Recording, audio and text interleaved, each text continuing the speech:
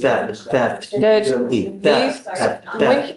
Theft. when he was arraigned, we established that so many of these cases are just a result of him hanging out at this little drugstore. The cops know who he is, they know who everyone there is. So really, he just needs to stop hanging out at that drugstore. He's not, and well, While I'm he's on sorry, off for both of these cases, he picks up another theft. and that's up. Okay, pause for a second. Mr. Waters isn't exactly a career criminal.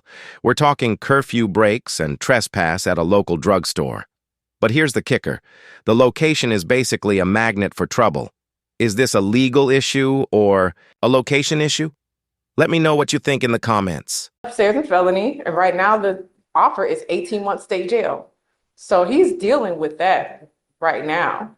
The evading is at that same little drugstore. And I'm sorry, my memory is actually coming back to me. A lot of those thefts were necessary items from Target or Walmart, because we went over that for arraignment. They were literally, when it was winter, it was literally hoodies, sweatshirts, and socks. And then when it was summer, it was like underwear.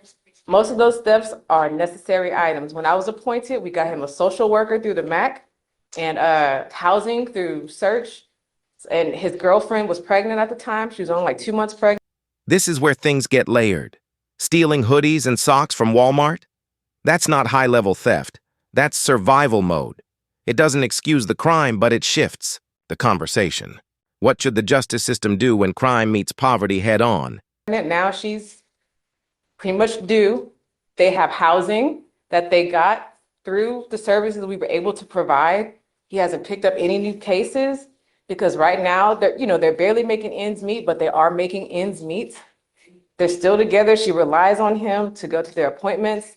He gets the things that she needs because her mobility has decreased now. She came up here and spoke for him in front of you. She'd been to like college and everything, and you gave her a big speech. You gave him a speech about supporting her through her hormonal shifts. He was just telling me about that. He was like, I keep thinking about what Judge Fleischer said. She woke me up crying this morning because she said she's fat and ugly, and I just held her and I made her feel better. And I'm trying to do that every day because I remember what the judge told me. And now we're deep in the emotional trenches. A pregnant partner, social services involved, and a defendant who's trying, or at least says he is. You feel for him. But is trying enough when your rap sheet keeps stacking up? That's where he is right now, Judge. So he understands that he broke that curfew a couple times. He says the late ones are just from him trying to get a job and getting home late. But He's been saying that he had a job. He's out at 11 o'clock at night. And it's like 1, 2, 3, 4, 5, 6, 7, 8. Just.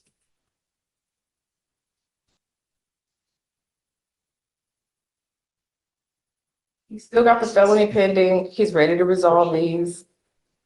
If the court will allow, I think it's a good resolution for him. I'm not gonna do it. Why? What would be the alternative, Judge? I want him on probation, and I want to monitor him for the next 2 years so I can make sure that he's not messing up. So I can keep him and I want him to get his high school. Does he have a high school diploma? I can't remember. Get you going. Do you mind bringing up Mr. Waters?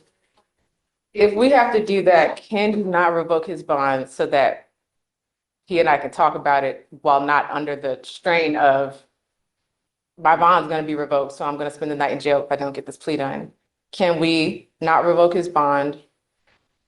Other than the bond violations, he wasn't here on yesterday when he was supposed to be because he had felony court today. He thought he was supposed to come here after felony court or whenever. Boom. The judge just flipped the switch. You can hear the disappointment, not just anger. This isn't about punishment anymore. This is personal. Ever seen a courtroom turn into a life intervention? Because that's what this is starting to feel like. I'm sorry. But he didn't just blow off the court yesterday.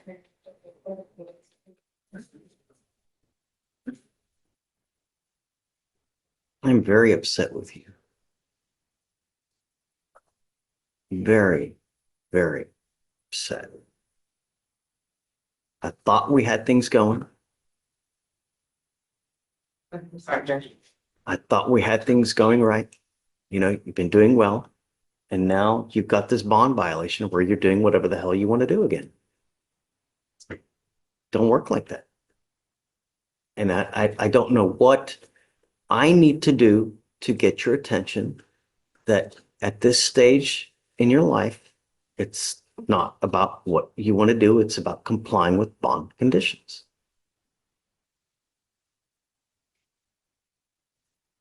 We have literally bent over backwards to try to help you with things, and you continue to shoot yourself in the foot.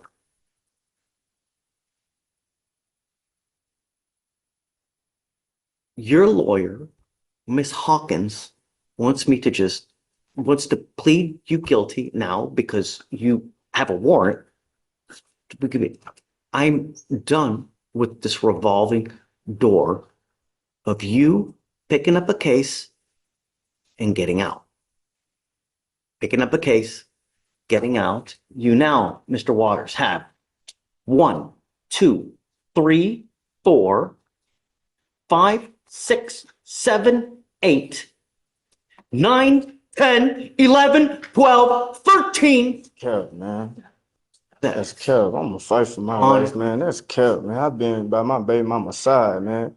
Been taking care of everything I gotta take care of, man. That's cap, man. Mr. Waters, look at me. That's cap, man. Mr. Waters, you don't get rewarded for doing things that you should do anyways.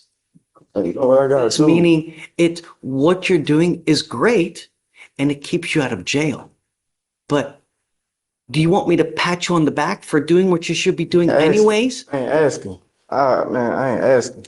I'm just asking you, like, just give me a little more time. I've been doing these jobs. I've been going through the whole package. Here's your reality check. Being a good dad doesn't earn you a legal break, and the judge is done sugarcoating it. It's a brutal moment, but it's honest. The law doesn't hand out trophies for doing what you're supposed to. I've been going to these hospitals with my girl, going to go check up on our little one that's coming, and I want to be there. If you are old enough to have a baby, then these are the things that you should do anyways. You don't get rewarded for being a good father. The reward is that you have a kid that grows up like a little flower that blossoms, right? Because there are so many people that have babies that treat their kids like shisa, and they end up like rotten-ass kids that, like a flower, are just crooked. And just, when you're a father, the duty of a father is to stand by the side of their kid, stand by the side of the wife, to make their lives as comfortable, as great, educational, and supportive as possible. That is the duty of a father, right? If you can't, then don't have kids. Then be a man to use a prophylactic, or think, maybe I'm not in the best position right now to have a baby. You think before you act. This is the sign of being an adult, of being mature, and growing up, Mr. Waters. But me, with you now, I'm not going to just continue with this revolving door. You've been doing well because you've not picked up any cases, which is great, right? And I have not been doing nothing. I have not been kicking her. I have been at that store. So tell me about the curfew then. What's up with that? Okay, with the curfew, I can understand. Me and my girl, we got into it, and I ended up walking out, trying to go get some fresh air. Was not thinking. I can admit to that, and I'm sorry. We yelled, the hormone going crazy with us, and we trying to, fight and get right with this. You But need to know about this. I'm trying to. I can't talk. Y'all be telling me I can't talk, and I be having. I've given you a lawyer to talk to. And I told her everything. So she can come and tell you and let you know. Keep stuff updated. Sir, I've been out the way. I ain't been on no lollygagging stuff. I'm really maturing. I'm ready to be a dad. Working? I'm ready for this. Well, I'm doing a little something on the side. I ain't doing no drug, no none of that. I'm, you know what I'm saying, volunteering with my girl dad now. Why can't He you? finna. Why can you not get a 9-to-5 job?